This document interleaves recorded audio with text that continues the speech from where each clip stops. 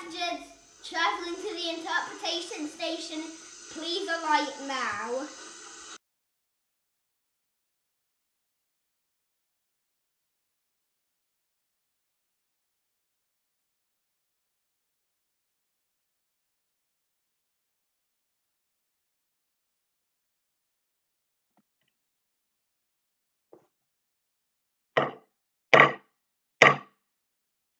Episode 8 of the interpretation station is Call to Order. Please take your seats, ladies and gentlemen. Welcome to the interpretation station, everyone, again. We've got a great episode lined up for you today. Absolute cracker. Hope you've all got over the excitement of last week. That's all behind us now. Now we can focus on the one, the only, the media source you can trust, the interpretation station. Yes. So what have we got lined up for you today? We've got a Russian language episode today, and it's from actually the Russian ambassador, Vladimir Nebezhny, to the Security Council, delivered in New York. Now, this was a statement delivered a few months ago, and it's on the subject, it's a very interesting subject, on Ukraine.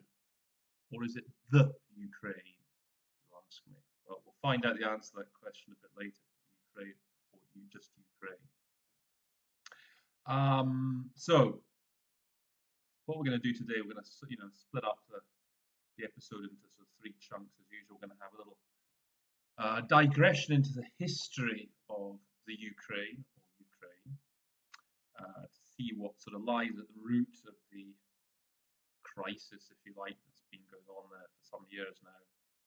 Then we have the actual statement itself, provided to us again by Kerry, and as I say, at the end we'll have a look again at my regular highlights section. So, to begin with,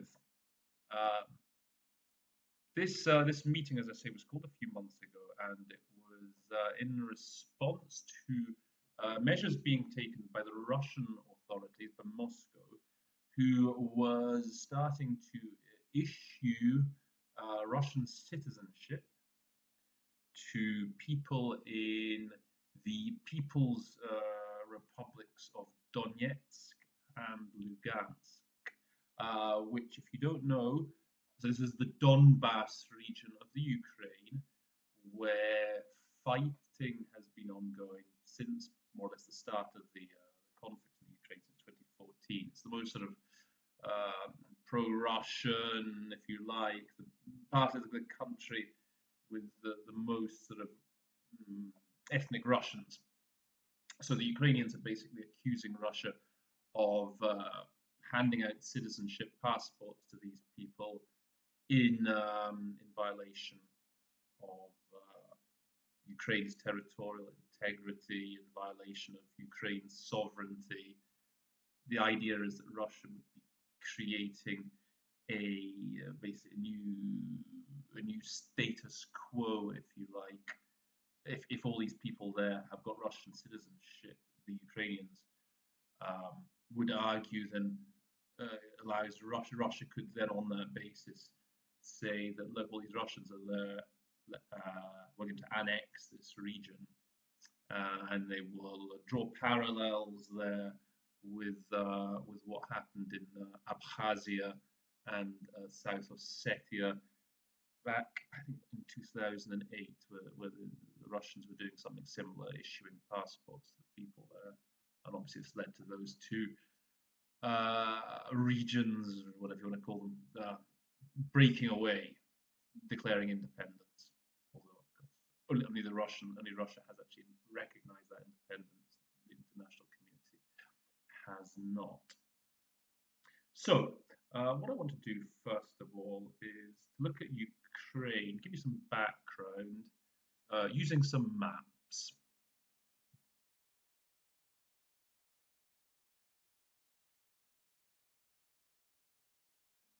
Okay, so this is the first map that I'm going to show you, and it's quite an old map. as you can see, showing you Kievan Rus uh, from 1220 to 1240. Now, the Russians consider Kievan Rus to be where the original Russian state was born in 1051, as it happens. So this is sort of, okay, in the 13th century. This is what Kievan Rus looked like after various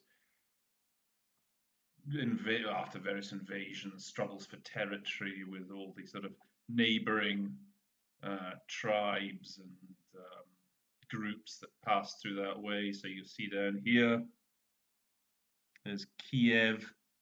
Much of this falls within what is modern day Ukraine today. Out here, Grodno, okay, that's I believe in modern day Belarus. Um, as I say, there's Donetsk here, modern day Donetsk. So a lot of these places fall within what is modern day Ukraine. And so that Kiev and Rus, obviously, that's what's significant there is, I say, Kiev has always been was until until a few decades ago considered very much a sort of Russian city.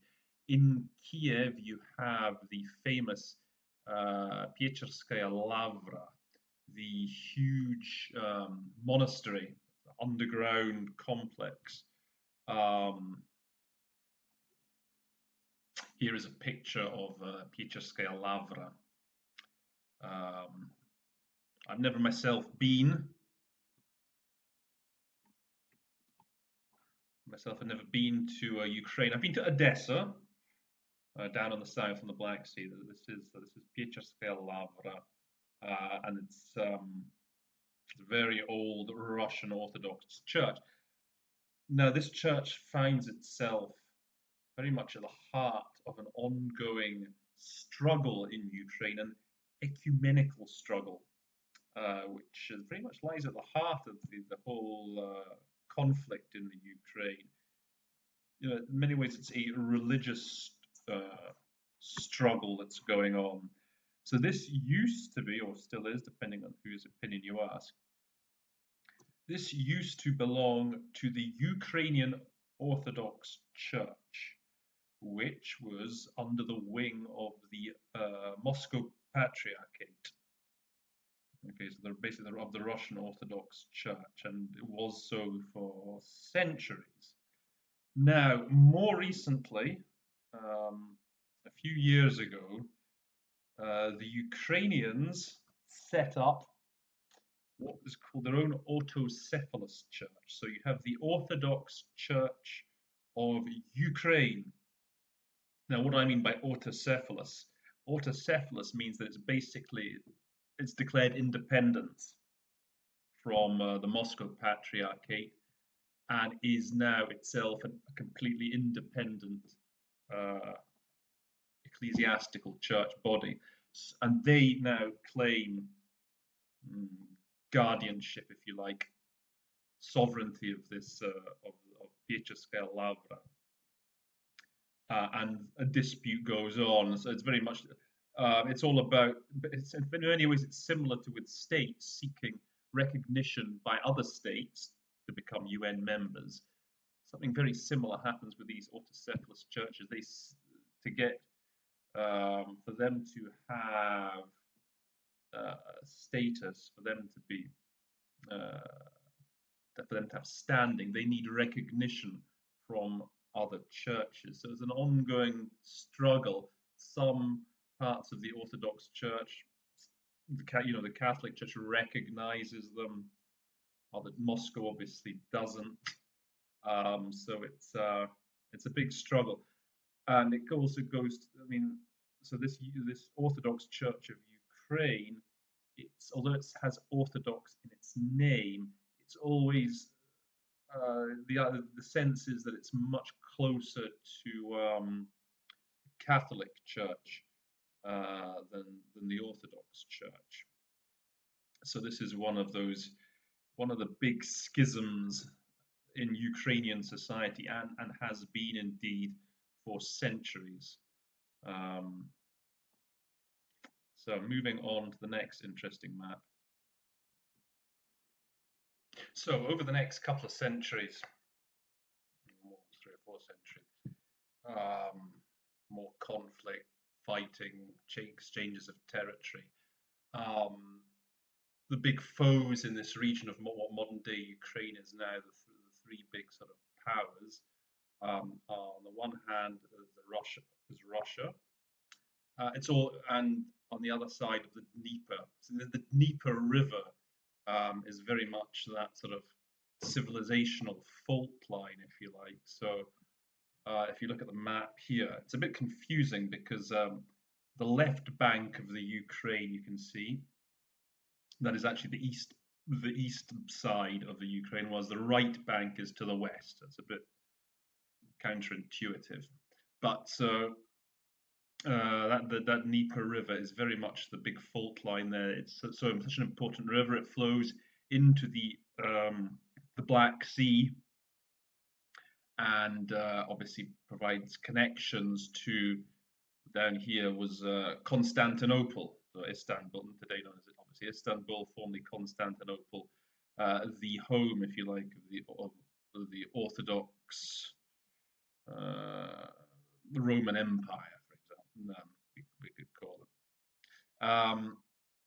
So the big competitor here is the Polish-Lithuanian Commonwealth. Now, if you maybe you know about it, maybe not. I mean, I didn't know that the existence, to be honest myself, of the Polish-Lithuanian Commonwealth. But that was one country, and it was a big European power for many centuries, in fact, until it all fell apart. And one of the big its demise, really, this is what really kick-started its demise in a big way. It was in 1654, the Council of Pereyaslav. So Pereyaslav is a city or town in modern day Ukraine. Now, at the treaty, at the Council of Pereyaslav, the Cossacks, Kozaki as they call them in Russian, they basically pledged loyalty to the Russian Empire. For many centuries, they'd sort of been acted as mercenaries. They'd played both sides really for some time. But in 1654, they came to an agreement with the Russians to basically to come under their wing. And as I say, this sort of pretty much started the demise of the Commonwealth of Polish-Lithuanian Commonwealth, which, by the way, in Russian is called Paspalit. If you ever hear the word Paspalit used, that means it's a reference to the Polish-Lithuanian Commonwealth, which at its peak, I should point out, not that much long before, from 1610 to 1612, the Commonwealth actually reached as far as Moscow. They took Moscow and occupied Moscow for 2 years, and then after that they started that. And then after this treaty, especially, very much marked the beginning of the end for the Paspalit.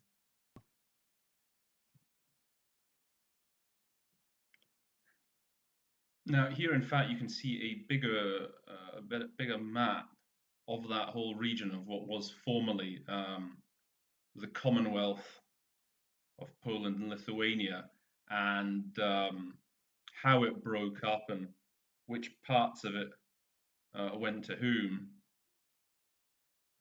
And the bit that we're interested in really is here, is acquisitions by Russia. This whole area, as I say, then was gradually Russified over the course of the next century after the Council of Pereyaslav.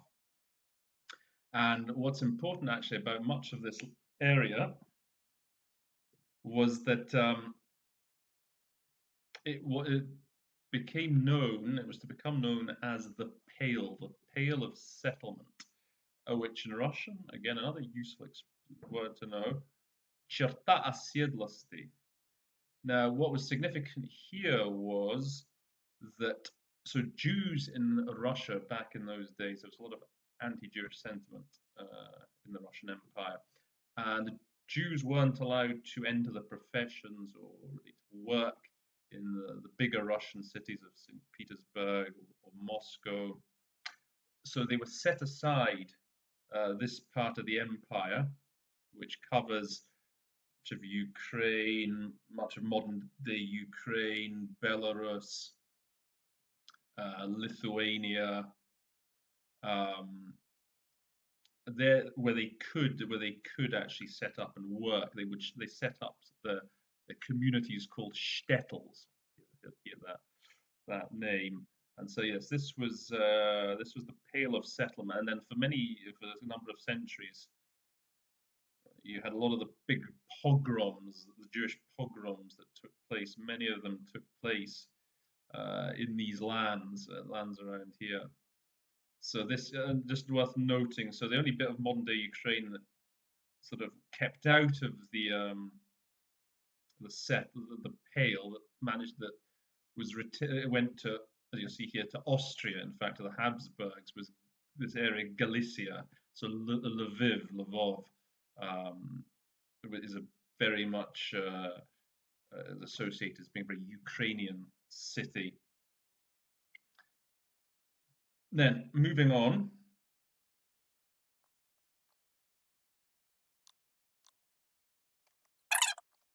this is another map here. Just shows you Ukrainian. It's written in Ukrainian, but it also shows you where the Pale of Settlement covered. As you can see here, I guess Smuga Asilasti. This must be Ukrainian for Cherta Asiedlasti. So you get a good idea here exactly what fell within the Pale: Vilnius, Warsaw, Minsk, Kiev, Odessa. Now we're going to fast forward here. Fast forwarding then 3 centuries, another 3 centuries, we come to the aftermath of World War One, and you have the collapse, obviously, uh, towards the end of the war of the Russian Empire, the whole Tsarist system, take over by the communists headed by Lenin. You have the Russian Civil War that follows immediately on the heels of the end of World War One. And what you have in Ukraine, there was initially the Ukrainian nationalist movement held was held sway initially, but then as the communists advanced, the Ukrainian anarchists teamed up with with Lenin's communists, and there was a lot of heavy fighting in what is modern day Ukraine during that civil war. And the end result of it was that, well, in 1922, the Ukrainian Soviet Socialist Republic was declared. So here you can see it, what that republic covered. Now, 11 years later, you had another central event in more modern Ukrainian history. Modern, if you count the 20th century as being modern. You have the famous Golodomor. So by this time, Stalin is president of Russia, and there's a huge famine breaks out in Ukraine, which is considered to be the breadbasket, if you like, of the Soviet Union. And many say that Stalin did this actually deliberately, that he basically starved the Ukrainians. And according to estimates, I mean, I've looked at a few sources. Millions died during this Golodomor.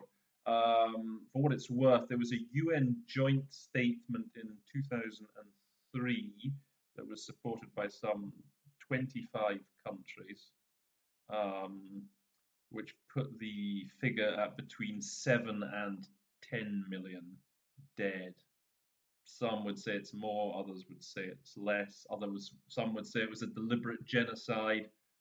Others would say that it was but it wasn't. So by the time World War II came around in Ukraine, there was a great deal of anti-Soviet sentiment by this time, to the extent that the Ukrainians pretty much during World War II is a man called Stepan Bandera, who is, depending on who you ask, either a nationalist liberator hero or one of Hitler's worst henchmen, accomplices, etc. So he's a very controversial figure, and even to this day, there are parades held in his honor, and it's something the Russians will often raise when accusing the Ukrainian government of being sympathetic to the Nazis. They'll often talk about fakelnie шествие, held in Kiev in honor of Stepan Bandera. Again, I guess you have to make up your own mind as to what title he deserves, liberator or Nazi. Anyway, it didn't do much for the Ukrainians, because the Germans pretty much turned on their hosts when they moved in, and you have a lot of big war crimes that took place in Ukraine. Perhaps the most famous is the Baba Yar massacre. That was really very, very grim episode. This is a very good map. Actually shows you how the territory of Ukraine has evolved, how it evolved in the first half of the 20th century. You see this yellow bit, which is Galicia, which includes Lvov, that was given to, well, basically it was given to the Soviet Union after the war. Well, it was initially, you'll see, Polish territory given to Ukraine. This was under the Molotov-Ribbentrop Pact, so that's when it became a part of an additional part of the Ukrainian Soviet Socialist Republic. Now, very important, fateful date, if you like, in Ukrainian history, 1954. So by this time, Stalin is dead and buried, and he's been replaced by Khrushchev.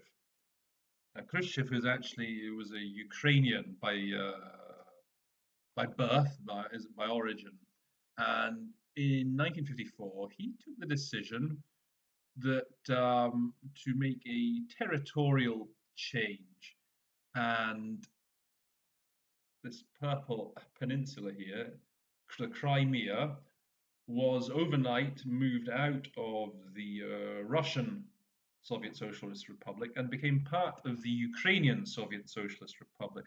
Now, at the time, no one really thought this would be a big deal. I mean, it was simply a boundary change. As we all know, the Soviet Union was going to last forever. It was never going to change. It was just purely a boundary change. That was all. It was still all part of the greater Soviet Union, purely administrative exchange. Some say that Khrushchev did it basically to give the Ukraine more clout within the federation. But this was to have far-reaching consequences, that decision, as we'll see. So here you have a close-up now of, well, what's today known as the Autonomous Republic of Crimea. So we're moving now to 1991, the collapse of the Soviet Union, and all the various republics pretty much all go their own way. And it's actually, at least when I think about it, in hindsight, quite surprising that Ukraine at the time went fairly quietly. There was no major bloodshed involved at the time. I guess partly had to do something with the fact that Russia was very much economically on its knees.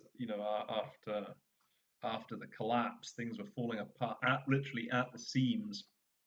And of course, when Ukraine declared independence, they took Crimea with them. Now, the thing about the Crimea was this is, of course, I think around Sebastopol, the capital. This is where the Black Sea Fleet is was moored, Russia's main naval fleet. Um, a big deal, a very big deal. Anyway, the Ukrainians and the Russians they came to an agreement, and the Russians were given a lease for some 30 years or so to keep their fleet there in Sevastopol. I'm guessing if had things not turned out the way they did, I guess that lease would be sort of coming up for renewal roundabout now. But anyway, that was actually initially worked out fairly satisfactorily. So then, with the collapse of the Soviet Union and the independent Ukraine, what followed then is like a good couple of days. Ever since, you've had a struggle between, let's the west and the east of the country. With the west being more pro-European Union oriented, the east closer to Russia, bigger Russian-speaking population, obviously closer to Russia, and we've seen a tit for tat sort of changeover of the various politicians. You had Yushchenko initially. You remember, was very pro EU. Then the other side you had Yanukovych, Vladimir Viktor Yanukovych, who was much more pro-Russian, and they were sort of swapping places as president a number of occasions. You had, I'm sure you'll remember, Tymoshenko, the glamorous young lady who was very much one of the leaders of the sort of pro-EU, pro-European parties. And as I say, you had this tit for tat for some time until things came to a head in 2014. So in 2014, you had the famous Euromaidan, the big revolution, mainly in Kiev, all to do with. So at this point, Yanukovych, the pro-Russian, was in power. He was president of Ukraine, and the Ukraine had been offered by the European Union. They'd been offered the opportunity to sign the Stabilization and Association Agreement, which would have been a big step for Ukraine towards EU membership. Anyway, supposedly under pressure from Putin, among others, Yanukovych pulled out of signing that, and this sparked huge protests all around the country, particularly in Kiev. There was fighting. You had the Americans were involved in a big way diplomatically. I don't know if you have the scenes of members of the U.S. administration. You had Victoria Nuland, Assistant Secretary of State for European Affairs, there with the protesters in the center of Kiev. That these are famous. You want to just remember these two instances because again, it's something that the Russians will refer to when talking about the Ukraine and how things kicked off. They'll say, "What were these people doing in the middle of Kiev?"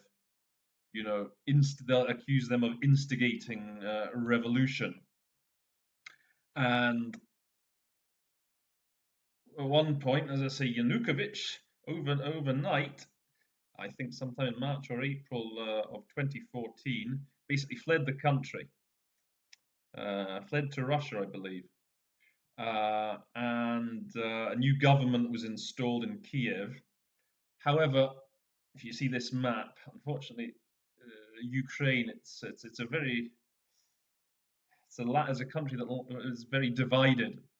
And this green part here, Eastern Ukraine, this is the predominantly Russian-speaking part of Ukraine. And particularly here in the east, this region called the Donbass, which is the heart of Ukrainian industry. So huge, lots of coal down there, massive amounts. Uh, they, more than anywhere, resisted this. Well, actually, they did, but obviously you had Crimea.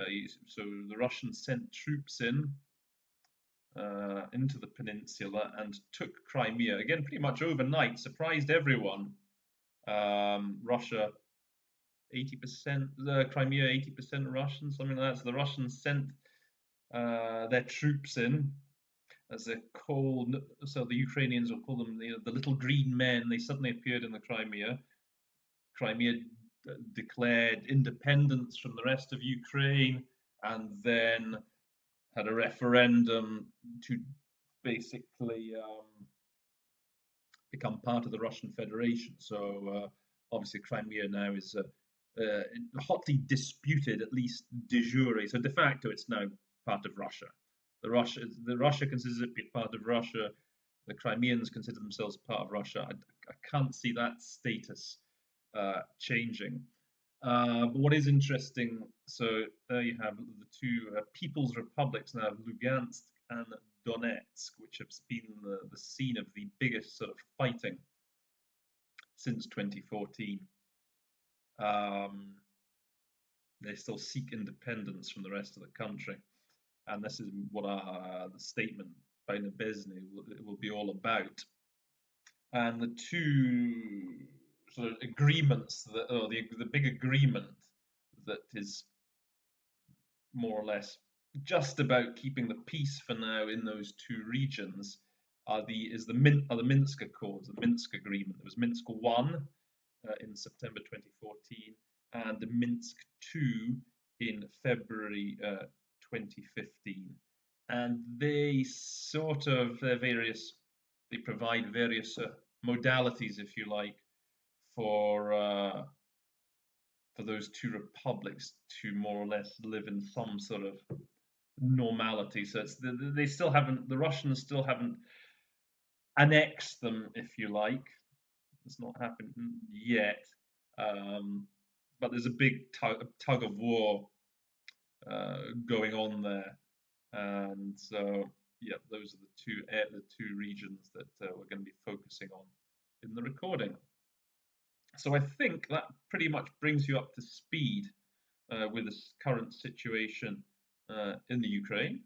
Oh, in the Ukraine. I'll tell you the reason well, maybe now's a good time to tell you the reason Ukraine or the Ukraine. So the Russians say when they refer to Ukraine, na Ukraine. Okay?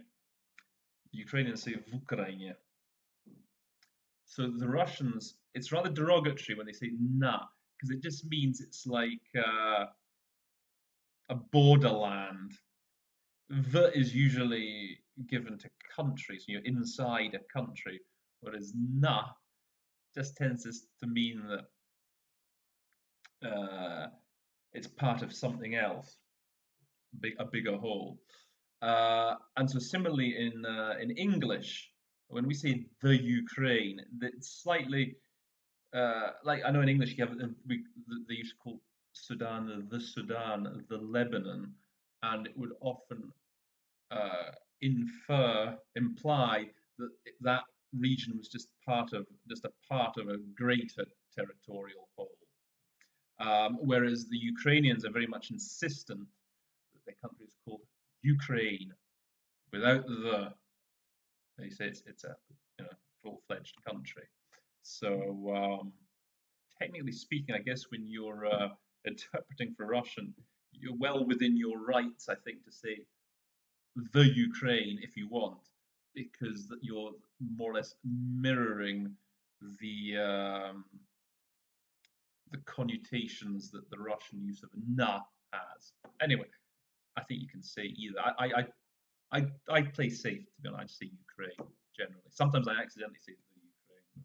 Anyway, so with that bit of background, let's turn to the recording now. Kerry's recording.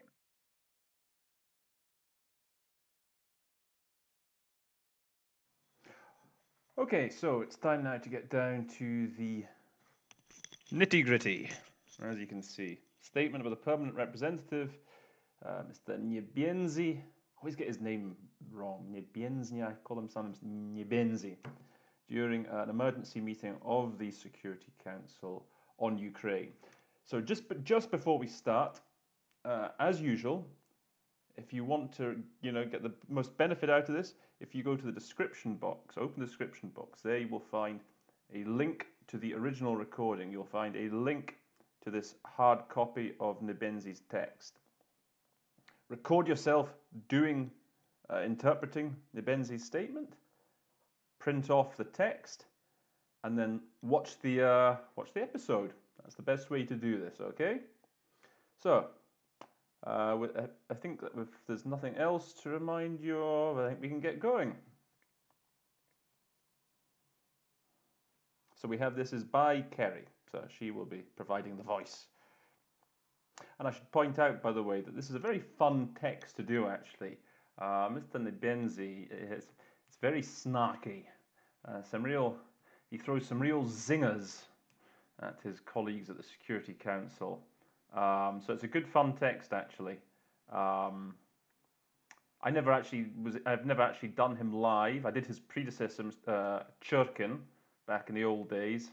The late Vitaly Churkin, he died in 2017. He was a real class act, actually. But so this guy Niebienzi, yeah, this is a good statement, as I say. You'll see, very, very sarcastic at times. So let's get started. Thank you, President. I see you've once again turned over your wonderful timer. Bit of context just here for the start when he talks about he's talking to the president from Germany, I believe, who's got this nifty little sand glass, I believe, that he turns over for each speaker. That's what he's referring to here. Your wonderful timer. Yeah. I'd like to tell you that won't help you turn back time or change the past. And I didn't see that timer at the open debate on sexual violence and conflict. Or is it just sexual violence and conflict that you're prepared to discuss endlessly without looking at the time?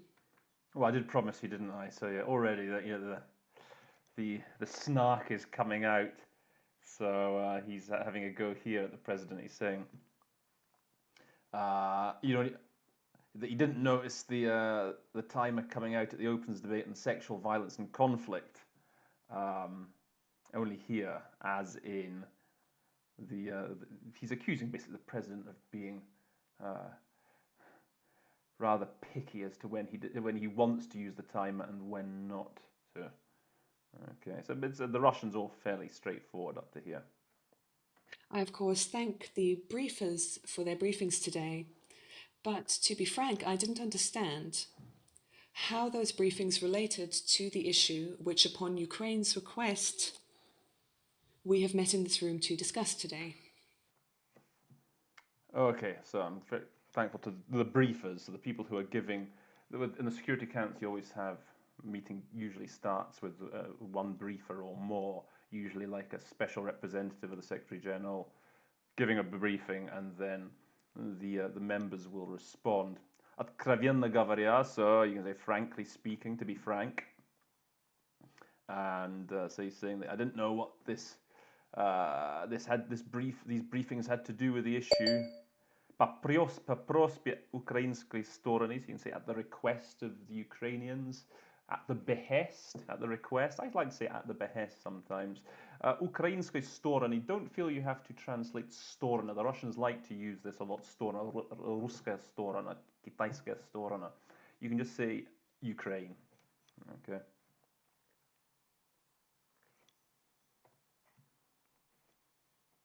And how this issue relates to the Minsk agreements.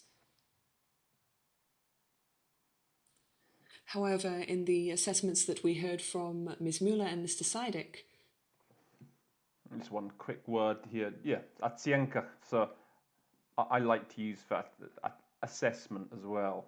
It sounds. I think it sounds nicer than evaluations, and I think it trips off the tongue a bit easier. So in those assessments that we heard from Madam Muller and Mr. Seidik. From this, they do relate to the issue because they demonstrate the deplorable situation in which many Ukrainians are living in. Okay, an interesting word here, uдручающий. So I think Terry used depressing. You could say maybe they talk about the deplorable position, situation. I like when it's a bad situation, I'd like to talk about the plight, the deplorable plight, the appalling plight, something like that. So, by the way, I'm using a new format here today. I thought you tell me in the comments if you prefer it like this with the bigger sort of font. See how it goes.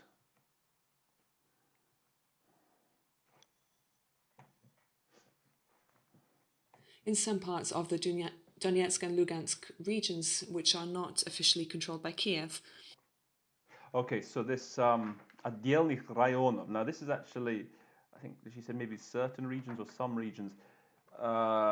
This is actually language taken from the Minsk agreements, and the wording in is particular, the particular districts of Donetsk and Lugansk Oblast. It's forgivable if you say certain, but just be aware that is actual official language from the agreement. And Oblast, Donetsk and Lugansk Oblast. You can just say Oblast. That's a calc you can do when talking about places in Russia. Feel free to call them Oblast. And then, so this is and this last bit, неподконтрольных официальному Киеву. So the best way to do is say outside Kiev's control. That's outside government control. You'll sometimes hear не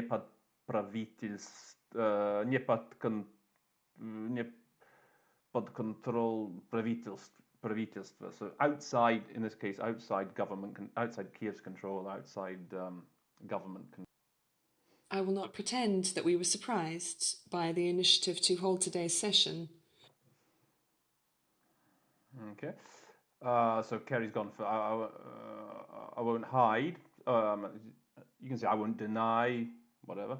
Initiativa sozива. Soziv is a good word. So to hold, it's more like to convene, to call a meeting.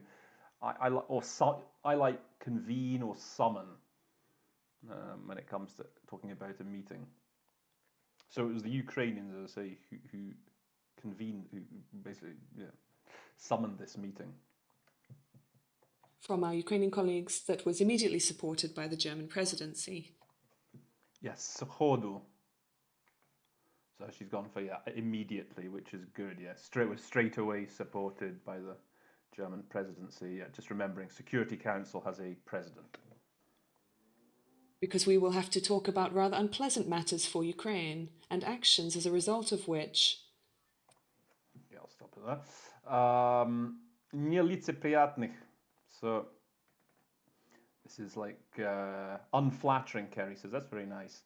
You can say just awkward. Some very awkward things for Ukraine. Uncomfortable. So one of those.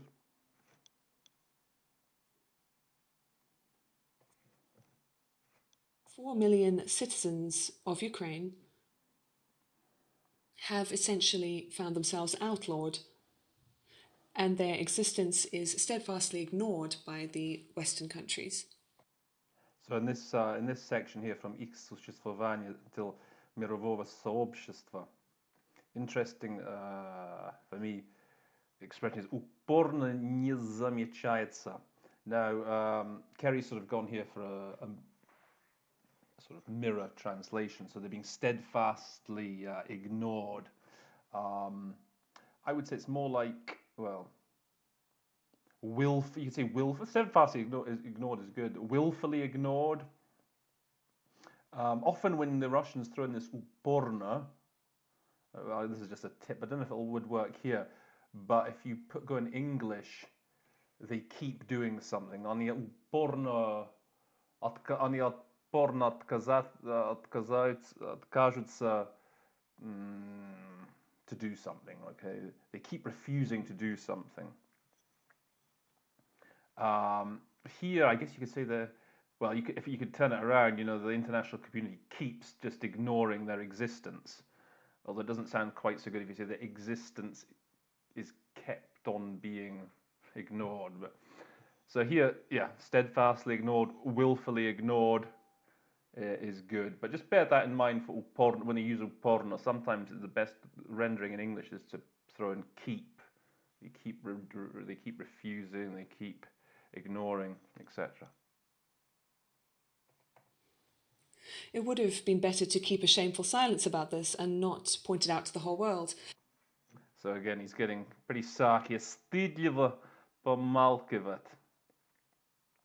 To shamefully keep silent. Maybe if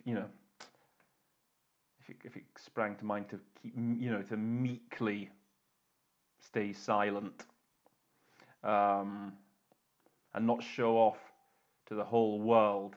So again, here I had an idea: not parade it or flaunt it to the whole world. Again, this is going to be tough if you don't have the text. The thing is, with a statement like this, you're often actually going to get the text, and if you do get the text before you have to do the statement, it offers you a wonderful opportunity to experiment. And if these sort of things, it'll increase your vocab actually, and so further down the line you will have these words. You'll be able to sort of pull those words out of the hat later on down the line. So yeah, when you receive a text before you have to do a statement, really consider it an opportunity to experiment. So yeah, that's it. Выставлять на показ, to parade, to flaunt. So he's saying that's it. It would have been better to just stay meekly silent rather than flaunt it to the whole world. But since you insist, let us discuss it. Although, of course, this issue does not represent any threat to international peace or security. Yeah, that's good. So he's making a не представляет никакой угрозы. Okay, so he's used for that represents no threat to peace or security. This is straight from the UN Charter, okay, to do with the Security Council posing a threat to peace and security. As I say, the one slight, maybe представлять никакой угрозы, maybe I'd say poses no threat to peace and security. Represent, for представлять, constitute, you could say, I guess. Having listened to our Western colleagues, we could get a false impression that Russia forcibly coerces inhabitants of Ukraine to change citizenship. And of course, if that were the case, it would violate the Minsk agreements. Okay, this is nice. Yeah, можно составить ложное впечатление. I guess in English we'd say most naturally. You might come away with a false impression that Russia is forcing citizenship on residents of Ukraine. Now he's really going to ramp up the sarcasm. But I would ask you once again, what paragraph of the Minsk agreements have we violated? Have you read the Minsk agreements? What absurd accusations we are hearing today. Let us give you the version without ideology, a reliable version that you want to hear, the real one. Okay, so as I said, I told you he was going to be quite dry in this text. So yeah, have any of you ever read the Minsk agreements? Absurdных обвинений, absurd accusation. And then here, мы вам расскажем неидеологизированную, недостоверную версию. So for недостоверный, you could have words perhaps like spurious, tendentious, or the version without the spin. I mean, you've got, the sort of mirror translation is like the inauthentic, but you need to do a little bit with that word there. We're going to give you the real version. The Russian president signed a decree in accordance with which inhabitants of the self-declared Donetsk and Lugansk People's Republics have the opportunity to receive Russian citizenship under a simplified procedure. Okay, there's a couple of things here. В соответствии с которым. Okay, so I think Kerry said in accordance with which. So this can all just be done by whereby. Okay, it's much quicker. Whereby. So the жителям, so the residents of the self-declared Donetsk and Lugansk People's Republics предоставляется возможность, you can just say can. Those two long Russian words just mean can. They can receive Russian citizenship. Now, this is an interesting phrase here. В упрощенном порядке. Now, when I did this text myself in preparation, and what I was saying, like in accelerated procedure and faster procedure, and I knew there was a word hiding away somewhere. I couldn't remember what it was. That word, of course, is fast track. Okay, so we talk about being fast tracked for, let's say, Russian citizenship. That's how we would most naturally construct that in English. But you can still say here, you could say that they can receive Russian citizenship through fast track. Okay, it's not beautiful English, but I'm sure the Russians would hear that, I think, and they would probably think, oh, that sounds nice, I like that. So, yeah, в упрощенном порядке, remember that, fast track.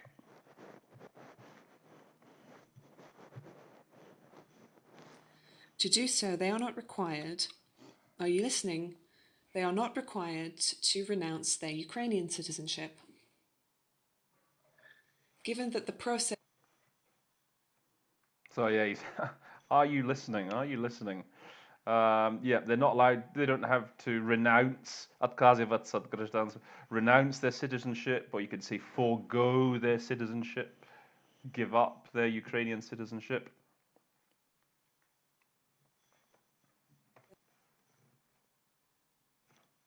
Of developing and adopting this decree was transparent and began a while back. There is no basis to believe.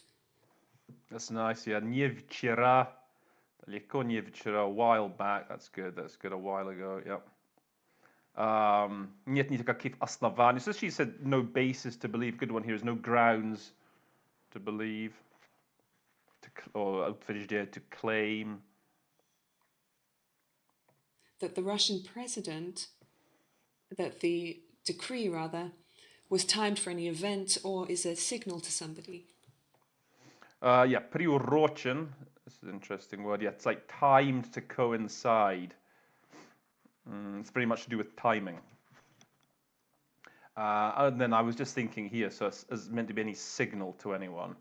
Another interesting, very popular word in the media that you hear a lot these days, and I'm thinking, if you had again the text before you, a dog whistle wasn't meant to be a dog whistle to anyone. Again, I'm just giving you a word to ponder over. Maybe one day you can slip it in somewhere. According to the Russian Ministry of Internal Affairs. Yeah, MVD, you need to know that. So, внутренних дел, the Interior Ministry. Okay, MID, Foreign Ministry, MVD, Interior. From the period of the 1st of April 2018 to the 1st of April 2019 into Russia, 925,000 inhabitants entered from the southeast of Ukraine. Okay, now what's interesting in this this sentence? So, okay, we've got the dates out of the way. So you got the 1st of April till the 2nd of April. And then this next sort of clause starts na territoriu. Now, I think I might have mentioned this before. It's always a bit risky to immediately start with the preposition in the territory, because then you have to sort of reshape the rest of the sentence to fit around it. And I'll often try and turn that into the territoria into a subject. Although it's tricky here. The territory of Russia, you could say received 925,000 people who then stayed. It's tough with this one. Another option is I guess you could say in the territory of the Russian Federation, there came, which might be the best alternative under the circumstances. It sounds weird if you say, into the territory of the Russian Federation came 925 citizens. You know, that sounds really weird in English when you turn it around that much. I think you could say, there came. I mean, it's something you get a lot in Russian, just because that's how it's done syntactically. When you start with в России изучают много студентов, you can say, you know, they're in Russia there are studying. So there's no great solution to it. I mean, the only way you could do it perfectly would be to wait till the end of the sentence and start with here. You would start with then 905,000 citizens came and remained in Russian territory, but you can't let it go on that far. You're going to miss the next chunk. So you just have to do the best you can and try and more or less stay with the speaker. And in Russia on the whole, there are 3.2 million Ukrainians. Yes, this is nice. In the territory of Russia and as a whole, there are 2.3 million Ukrainians. That's nicely done. Requests for Russian citizenship were made by more than 334,000 Ukrainians in that time. And these figures demonstrate that Russian citizenship is highly sought after by inhabitants of these regions who have been forced into unbearable living conditions by Kiev. Okay, some nice words here. Actually, I was going to say, приобретение гражданства. I guess the word you want here is to acquire citizenship. When you're talking about citizenship. And then this is nice. О наличии высокой потребности в российском гражданстве. Is much sought after. That's always a good solution. Okay, so carrying on from where we left off. I've just been to work and come back. That's why I'm wearing a different shirt now. Okay, so we got here. Иными словами. In other words, this Russian initiative meets the aspirations of many hundreds of thousands of people. Yeah, just a couple of, отвечает на чаяние. So she said, meet the aspirations. Yeah, I would say maybe in English, most natural satisfies the aspirations. Many thousands. It is not we who are forcibly making them Russian citizens. They are seeking this out themselves. We are simply giving them the opportunity and simplifying the process as much as we can. Yeah. Они сами к этому стремятся. That's what they want themselves. That's what they're seeking themselves. Облегчать, yeah, making it easier, facilitating. Why have we done this? The conflict in Donbass has been ongoing for 5 years. For 5 years, inhabitants of Donbass have been deprived of their human rights and freedoms in Ukraine. Okay, coming down here. Interesting word. 5 лет жители Донбасса лишены возможности. Okay, so Kerry's gone with deprived. Maybe perhaps in English, maybe more natural to say denied the opportunity, but deprived is certainly okay as well. She's saying in Ukraine, but notice here. There we go. На Украине. That's what the Russians say when they refer to Ukraine. So Kerry said in Ukraine, but I think, yeah, you know what? I think you could say in the Ukraine, and I don't think the Russians would have any problem with that. The customer's always right, isn't he? They have lost the right to participate in the presidential elections that were just held. As of 2017, there is a tightening and legalization of a blockade of Donbass, which... Okay, so again, lisheni again, denied, deprived. So she said they lost the right to vote. Ужесточена, so she said to tighten, so that's good. I like to say to toughen. Since 2017, they've toughened and legitimized the socio-economic blockade of Donbass.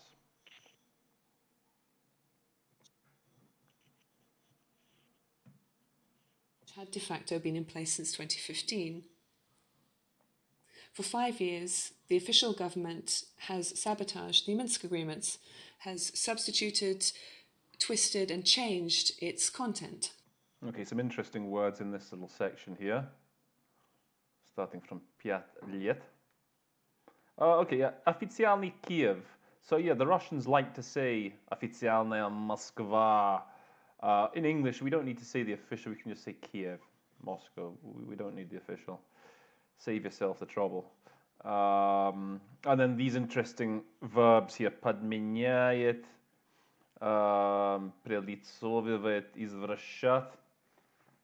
So I've got, so подменять can simply be to undermine or to supplant. I think I heard Kerry say distorted, disfigured. There's a number of, these are useful. Certainly подменять and извращать are used a lot. Перелицовывать not so much, but you want a good set of verbs, a few synonyms for that to convey that sort of notion. I also had for перелицовывать to tinker with.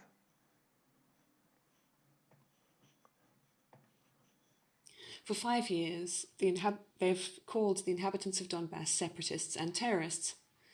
Regarding the Minsk agreements, which the majority of you have not read, let me read you 2 paragraphs.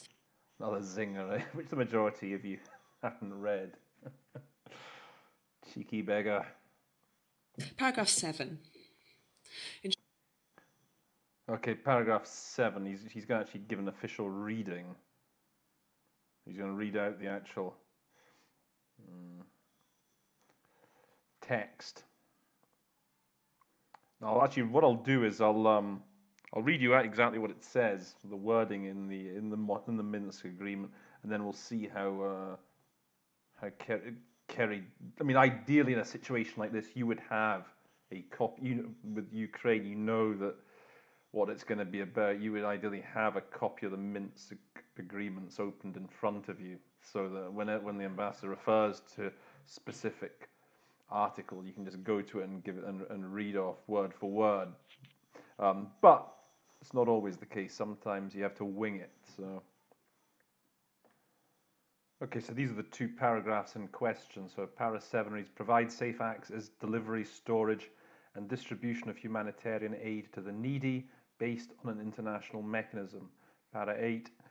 Define the modalities of a full restoration of social and economic connections, including social transfers such as payments of pensions and other payments, income and revenue, timely payment of communal bills, restoration of tax payments within the framework of the Ukrainian legal field. So returning to the text, let's see how she renders that.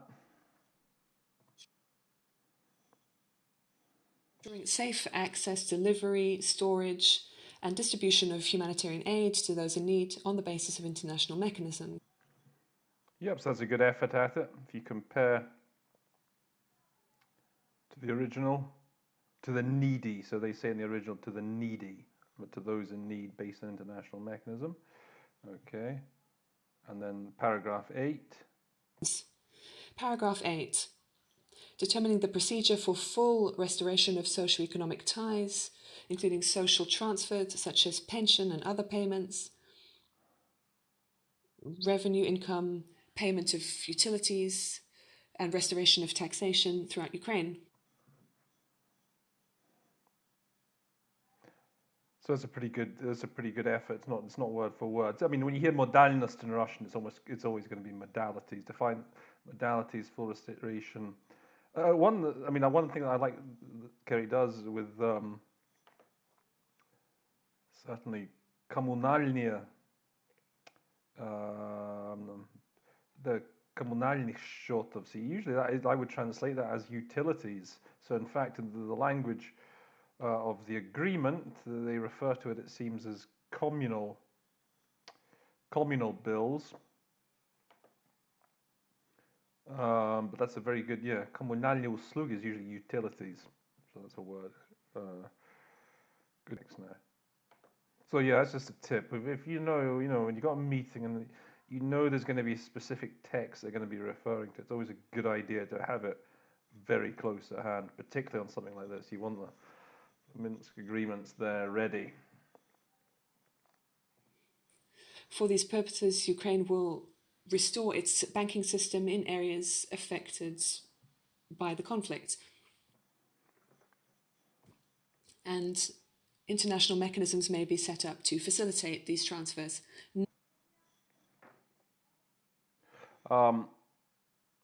This expression here, в районе затронутых конфликтом. So a good English like-for-like translation here is conflict-affected regions.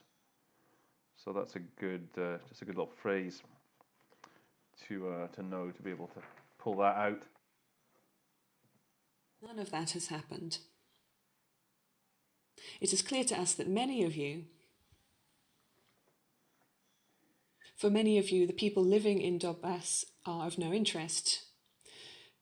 You find it more useful to point to the suffering of these people as being caused by a fictional Russian aggression.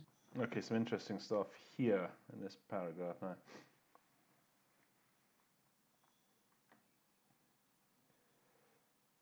Okay. Вам гораздо выгоднее.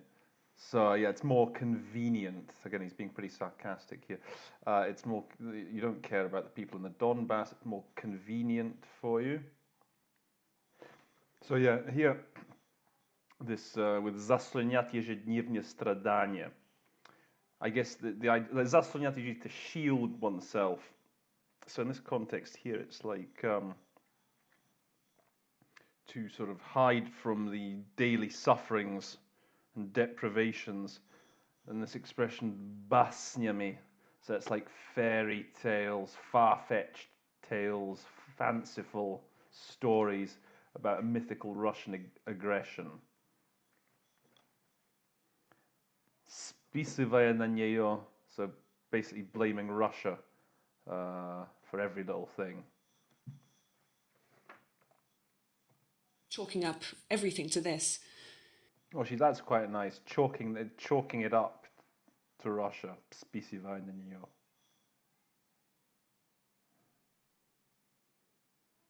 You do not notice that these people have survived all these years in spite of what you're doing.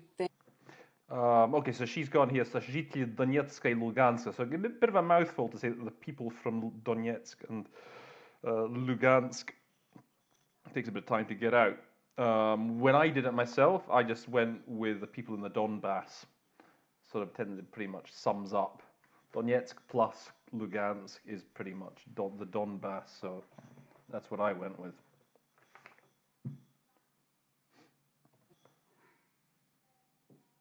Been deprived of their income and the opportunity alongside other Ukrainians to receive pensions and benefits. Okay, just a couple of words here. Okay, so she's gone, yeah, she likes deprived for lishit, so just think about adding denied to your repertoire. Пособие is benefits or allowances, one of those two. Now the next sentence is quite a tricky one. We'll see how she does it.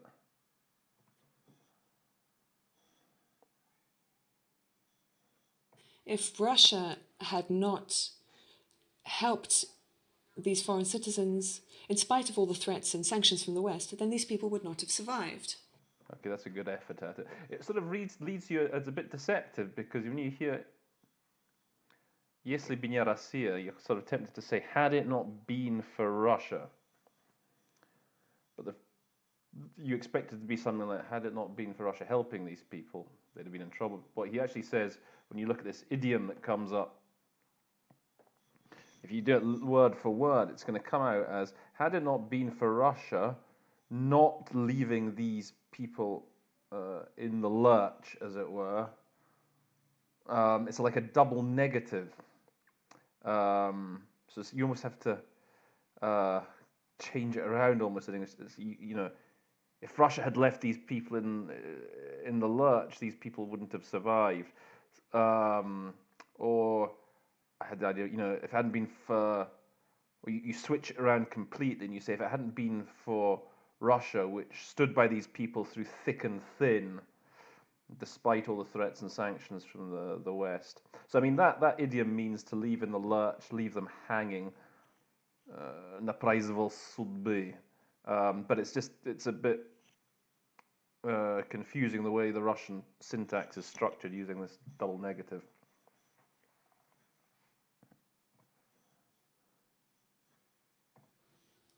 Moreover, they have hoped this whole time that the government of Ukraine will fulfill the Minsk agreements and that the long-awaited peace will arrive. But in 5 years, nothing has changed. Okay. And then, yeah, Pitali Nadezhdo. I was looking for a while for the right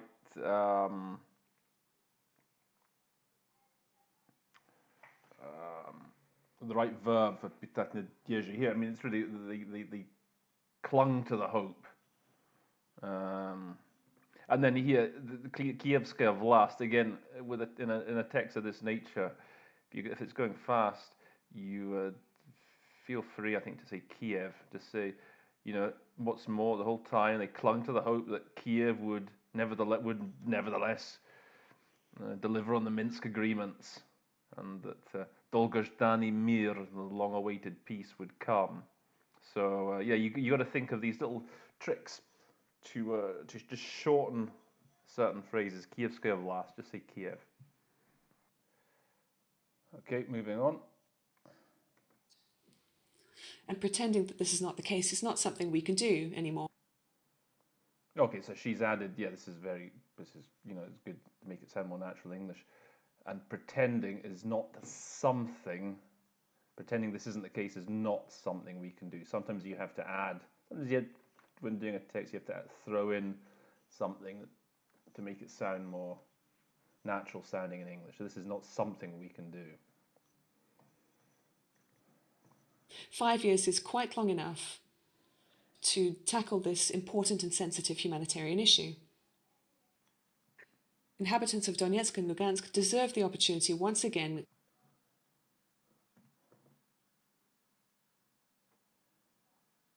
Okay, so here, Donchani and Luganchani, that's the people of Donetsk and Luhansk. Again, you could say people of the Donbass. Donbasses, maybe? Could you say Donbasses? Maybe. Here.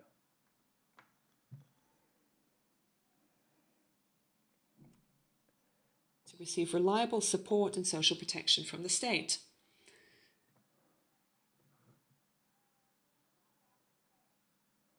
Okay. Yeah.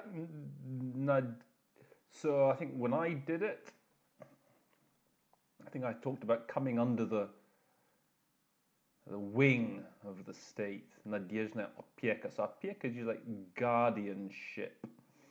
So yes, I mean what Kerry did is perfectly fine. But it's a useful word to know. Opieka, sort of guardianship, someone's wing. Like all of us in this room, they hope that their legitimate rights and the rights of their children will be upheld for education, social coverage, medical services, and other rights enshrined in the International Covenant on Economic, Social and Cultural Rights of 1966. Okay, so this list of social issues. Realizacja swoich zakonnych praw. I mean, you want to have something, have something that you can immediately use there, like the enjoyment, the fulfillment of their lawful rights, zakonnych praw, for example. Socjalne обеспечение, I think she said, did she say social coverage? Social, you can say social provision, social coverage. Закрепленных в международном, so these that are enshrined, that are set forth. And this is one of the big UN conventions, the International Covenant Международных пактов об экономических, социальных, культурных правах, on economic, social, and cultural rights. Sometimes you hear it. You should know, by the way, that the rights, the big five, come in two packages. So you've got economic, social, cultural, and you've got civil and political. If I'm not mistaken, I think you'll refer to civil and political later on. But so remember, there's 5 of the big ones, and they come in one package of 3, one package of 2. The Ukrainian state is not providing any of this to them. This is why we were forced to offer them our assistance. But nobody is taking anything away from anyone. Quite the contrary. We are consciously taking on a big socioeconomic burden here. Yeah. So yeah, берем на себя, whereas you could say we are assuming a big economic, and or сознательно, we are consciously assuming, we're knowingly assuming a big social burden. And perhaps the elderly persons mentioned by Mr. Sidik will now not need to cross the contact line. Just one word here. So she's so Kerry's gone here. Пожилым людям. Okay, she said elderly persons. I can tell she's trying to be very politically correct. What I find is that the less so in the very legal committees, if it's a committee on the Convention on the Rights of Persons with Disabilities, you probably do want to say the older persons if you can. When the subject matter is more general like this, not as when it's not as specific to, let's say, the Convention on Persons with Disabilities or whatever, I think, so I said when I did it myself, the elderly, the disabled. I think you need to pick your moments when to be really politically correct. So certainly in meetings that are specific, like to a convention that's on persons with disabilities, you probably want to call them, even though it's a real big mouthful, try and call them persons with disabilities. But when they're part of of a different, much broader subject, this is all to do with Ukraine. It's the older persons here are just a small part of that. I think you're fine just saying the elderly. And this is called, by the way, have we got the kontaktная линия, the contact line, which is more or less a no man's land, pretty much. But no, just call it the contact line. To receive their meagre pension at a risk to their life, which is only available in government-controlled territory. Yeah, this is so подконтрольной официальным властям территории. So this sort of goes back to something I was saying earlier on. So this is in government-controlled territory. You got all these little expressions: outside government-controlled territory. This is government-controlled territory. But instead of praise, we have only heard hypocritical and well-worn accusations about covert and aggressive plans by. Okay, so yeah, лицемерные. Yeah, слов, sorry about this sentence here. Однако вместо слов похвалы, instead of words of praise, all we hear today from our Western colleagues are just hypocritical, избитие обвинения. So you've got this избитие, there's a few options here. Warn, hackneyed. I was thinking lame accusations. Well-worn. I didn't catch what she said there, but this is a nice, interesting word. Zlakaznionych. I think she said covert. So this is something like the dastardly plans of Russia. Dastardly, that's a good word. Okay. That we are discussing is part of the Russian law on citizenship, which provides an opportunity for Russia to give citizenship in a simplified fashion. Okay, so we're coming here to, again, this в упрощенном порядке, so fast track. You could just throw that in at the end there. So которое, this law, предусматривает, I think my go-to word for предусматривает is like provides for the possibility to acquire Russian citizenship through fast track. Okay, through simplified procedures, streamlined procedures is fine also, but that'll be one of my. I've got a feeling that's going to be one of my highlights at the end. Fast track. Does not contradict Russian legislation. In line with the federal law, the President of the Russian Federation can, for humanitarian purposes, determine categories of foreign citizens or stateless persons who have the right to make an application for Russian citizenship in a simplified manner. Okay, so one thing to note with Russians, you'll see when they're discussing like anything like a resolution at the UN, or so he's talking here about the federal law. It's a bit counterintuitive because the Russians, in English, we say like Article 5, Paragraph 3.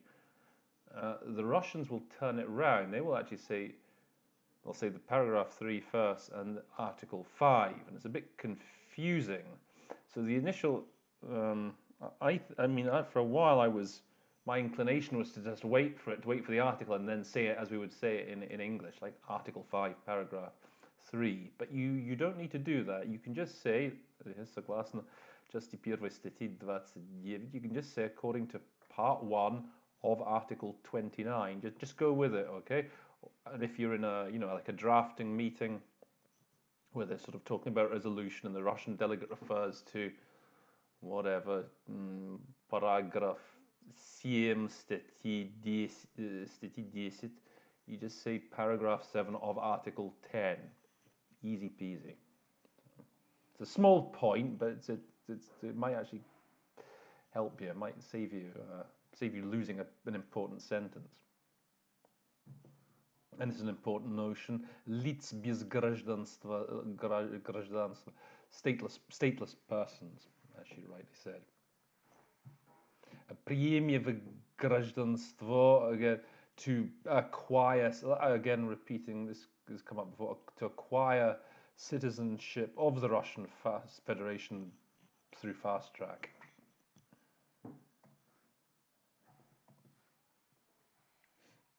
Furthermore, our actions are part of a general trend of simplifying the procedure for residence and citizenship. For instance, the state.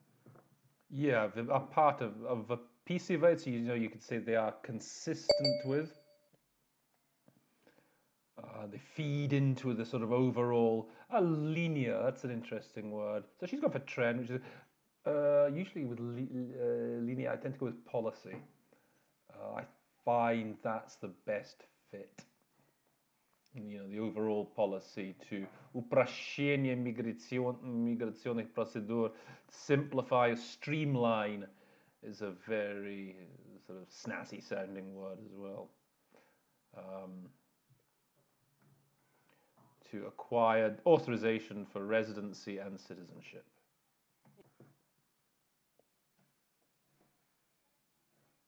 Of the European Union in 2017 gave protection to more than 300,000 asylum seekers, according to Eurostat. That's good. My initial reaction was to say to provide an asylum for защита, but actually it works better this way. It provides protection to over 300,000. Проситель убежища is an asylum seeker. I wish to remind you that offering citizenship is the sovereign right of states.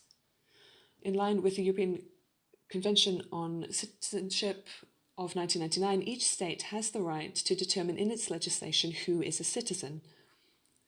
The preamble to this international treaty says that issues relating to citizenship can protect the legitimate interests of the state and persons. Okay, so I let most of that run because it's all what you heard from Kerry's all very good. There's just this last bit. There's a couple of things I'd note here.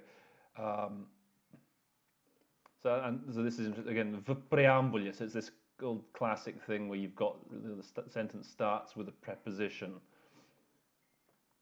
and again, my natural reaction would be here just to turn preamble into the subject of that sentence and say the preamble to this international treaty, зафиксировано, so turn that from a passive into an active, states that, stipulates that issues concerning citizenship следует учитывать. Okay, so you need to factor in, take into account, consider. Законные интересы, the legitimate interests, the lawful interests. The ICCPR states that nobody can be arbitrarily deprived of their citizenship or forced to change it. Okay, she's jumped the gun actually a bit here. She's the ICCPR is this other convention, big UN Convention on Civil and Political Rights. So this is actually the Всеобщая декларация, which is obviously the Universal Human Rights Declaration. And the actual wording of that is no one shall be arbitrarily deprived of their nationality nor denied the right to change his nationality. Is the word for word on that. We know what Vladimir Yurievich will say in his statement, that this is interference in Ukraine's internal affairs, a gross violation of international law and the Russian constitution, and a creeping annexation of Donbass, and creating an opportunity to dispute its status. I will answer him directly. Okay. So he's referring here, Vladimir Yurievich. He's actually the Ukrainian permanent representative, and they'll often. Now you have to remember with these guys, especially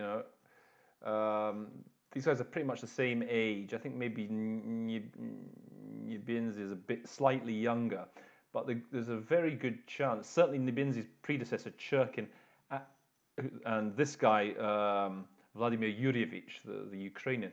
They would have gone to university together. They would have come up through the ranks together, and which is why they're quite familiar with each other in a way, even though obviously Russia and Ukraine are very much at loggerheads. They're at war.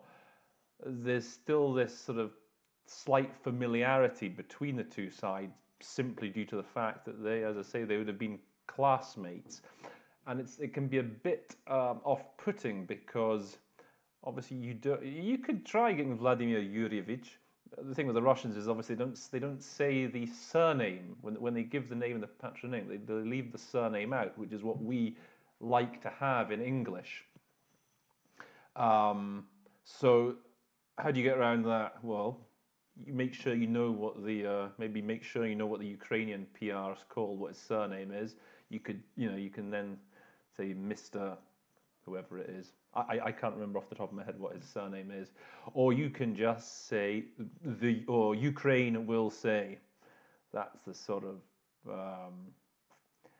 the fail-safe at the end. If you don't catch when you hear it, you don't catch the name, but you know that who he represents. You just say Ukraine will say this, that, and the other. And so there's just a couple of also interesting expressions. Ползуючи аннексия, creeping annexation, оспаривать принадлежность, to question, to dispute who it belongs to. Correctly, this is not in line with reality.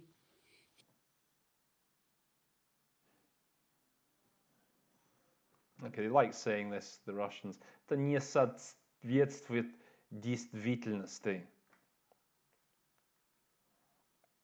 I guess in English we say this is not the case. But it's fine to say this is not in line with the reality. It's just in English we don't tend to have an exact, satisfactory way of doing that. So I want to tell you right now, Vladimir Yurievich, that this is not the case at all. We are not interfering in internal affairs of Ukraine, and we are not engaged in any annexation. We are giving people an opportunity. Okay. I could say we're not. Okay, she says we're not engaged in any annexation. We're not in the business of any creeping annexation. Once and for all, to resolve vitally important life problems, because the government in Kiev has refused to resolve these and is violating the Minsk agreements. Okay, this is all good.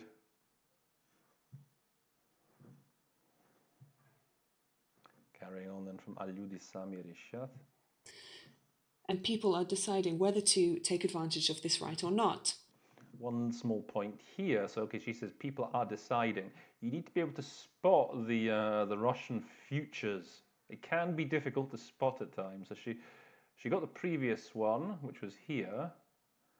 Мы знаем, что в своем вступлении скажет Vladimir Yurievich, so that he will say, but again, he uses it again here, people will decide for themselves whether to take advantage of this or not. So look out for those Russian futures.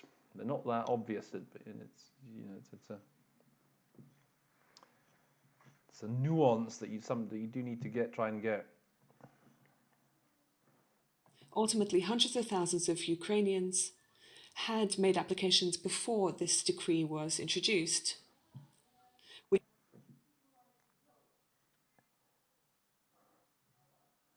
Yeah, подавали заявления, submitted applications for citizenship. We've never turned them away. We've only simplified the process for the most vulnerable of them now. For Kiev, the numbers seeking our citizenship are a litmus test, or yeah, when you're talking about citizenship, one word always to have there at the ready is an application. So обращение за гражданством, applications for citizenship.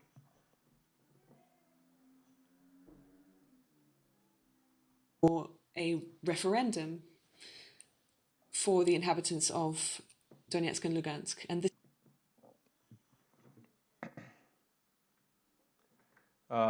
So when you read this, it can sometimes be, initially you might not get who he's referring to as к себе. So this is referring to Kiev. So for Kiev, that had the number of applications for citizenship is kind of like a referendum on what the people in the Donbass think of them, of Kiev. this is what they are worried about. I would once again underscore that Russia is not forcing citizenship on inhabitants of Donbass, but giving them an opportunity freely and independently to turn to the competent bodies in Russia and, in so doing, to keep their Ukrainian citizenship. Okay, I wanted to just look at this expression down here. This is all good, the interpretation. В установленном порядке, that's an expression that I've given some thought to. And so, okay, she says to the competent authorities. I was looking for a nice way of doing it, and I think the best alternative I found is through official channels. Provided they do that в установленном порядке, I think in any context that works, through official channels. That would be my tip a tip for you. That's an expression they use a lot, в установленном порядке. And I'm quite glad I've now found a solution that I'm going to stick with that rather than. It always gives me a moment of discomfort when I hear that, but I know what I'm going to do with it now. So we're just getting close to the end here. So they're retaining сохранив украинское гражданство.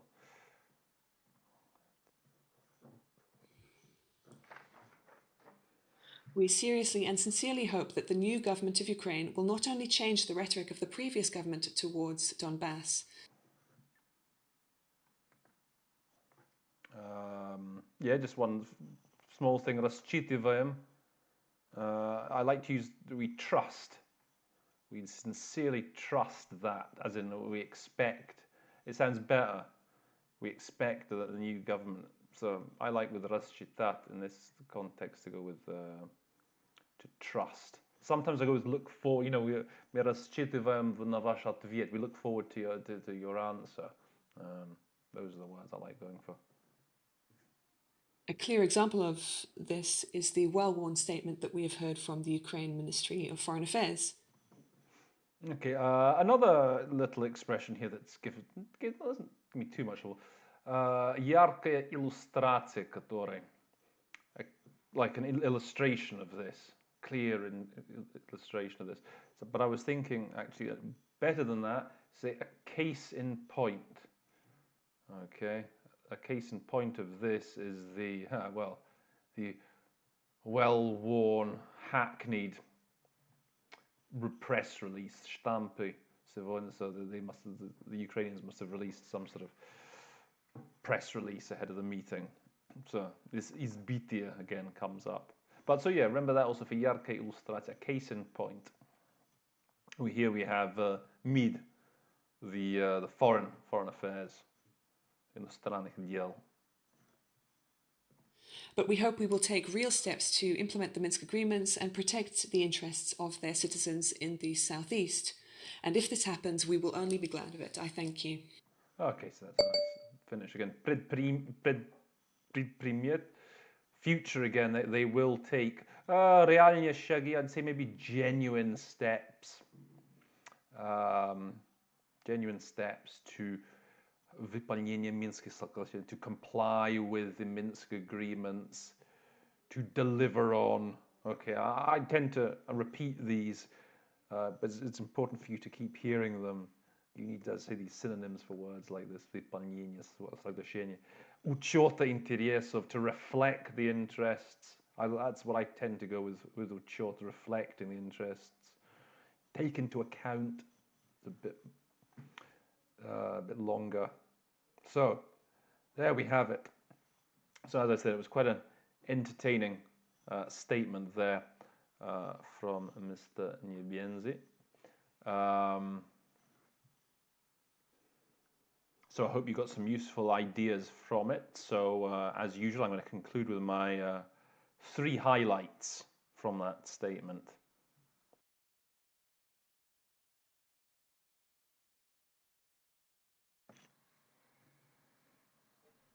So then for my 3 highlights today, the first one I'm going to start with, as you might have expected, в упрощенном порядке, or what was it, в упрощенном порядке, this idea of fast tracking. Remember that phrase in English, to be fast tracked for something. As I say, you can, even if the idea of it being в ускоренном порядке, в упрощенном порядке, you can do something by fast track, through fast track. So that would be my first highlight. My second highlight, because that phrase came towards the end of the text, в установленном, now doing в установленном порядке. So through official channels. Another one I used to use is sometimes used by the book, but that's by the book. I think it's slightly colloquial. Certainly, there's a place for it. You can use it, but I think through official channels will work pretty much every time. And the final highlight. It's always good to have to learn a new idiom. Have one, you know. They do come up. So I think I'm going to go with this one. When they refer to the people, that's it. So на произвол судьбы, leaving people in the lurch, leaving people to hang out to dry. That's one that does crop up quite a bit, and I'm sure you know it. But I also bet that even though you've heard it a lot, the solution's not immediately there. So learn a solution for it. Maybe leave these people high and dry, whatever, so you can bring it out immediately next time you hear it. So that's the end pretty much for today. I've gone on so today's episode's been a bit longer than usual because I thought it's helpful to really know some of the history of Ukraine, however you want to call it. It's such an important issue. It's one of and it's going to continue to be. I mean, it's sort of a bit quiet for now, but I've got a feeling it's going to be rearing its ugly head again pretty soon. So yeah, if we do future texts on Ukraine, this is one you can refer back to, and just get that bit of that historical background. It's very interesting. So I hope it was helpful for you. So, well, with that, pretty much brings us to the end for today. Hope you enjoyed the episode. All that is left for me to say to you is, with that, I declare episode 8 of the Interpretation Station adjourned.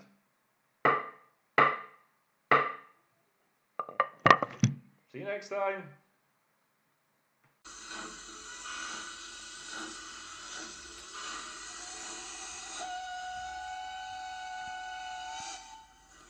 The train is now leaving the interpretation station. We hope you enjoyed your visit. Until next time, folks.